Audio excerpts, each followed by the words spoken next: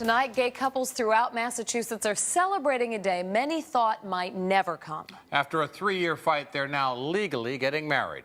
Our team coverage of same-sex marriage begins with Beth Germano live in Boston, where the couples who began this court battle are celebrating tonight.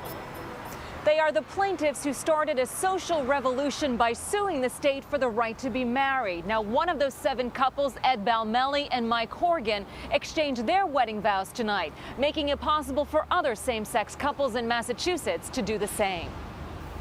Okay, turn around. Together 10 years, but still the pre-wedding jitters for Ed Balmelli and Mike HORGAN.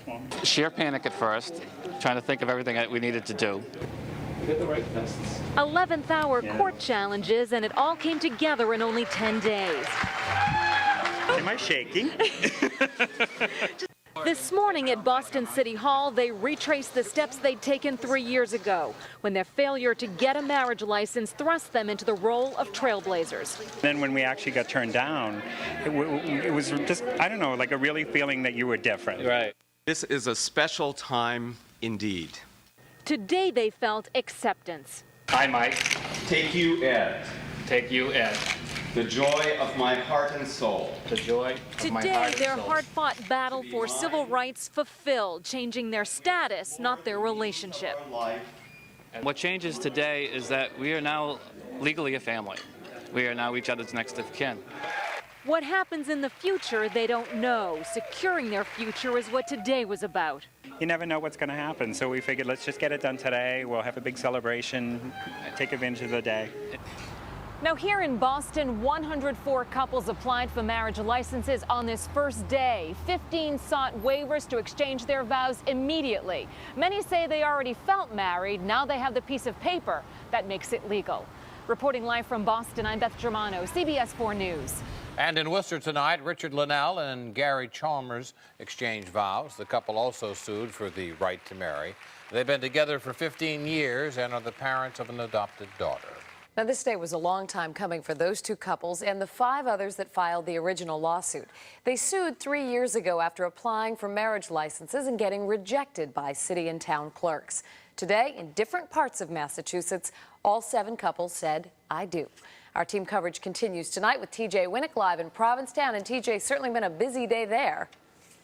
It sure has. For years, gays and lesbians have gathered in Provincetown because they feel a sense of community here, perhaps like no other place. So what better place to celebrate the beginning of a new era, which they hope will bring them newfound freedoms and dignity.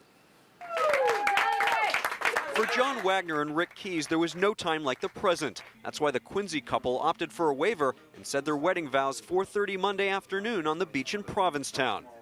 Amazing. I mean, one we'll never forget, and it's kind of beyond words. It's part of history. Getting married today, it's the first day that we possibly could do it, and that was really critical.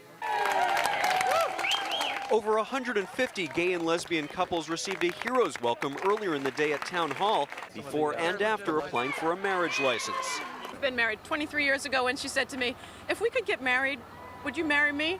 And I said, "Sure." I never thought it would actually happen.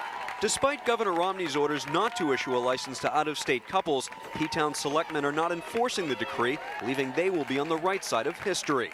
This board has chosen the side of that unresolved legal issue that we feel is correct. But whether couples hailed from the Bay State or not, the feeling was mutual. The acceptance they've long felt in Provincetown is something they now hope they feel outside it as well. Today's the 50th anniversary of Brown versus the Board of Education, and it's an amazing historical day and one that will go down in the history books for this occasion as well. Now, the biggest celebration began in Cambridge almost 24 hours ago at the stroke of midnight. More than 260 same-sex couples filled out marriage applications after Cambridge City Hall opened its doors. More than 5,000 people were there to show support and witness the historic event.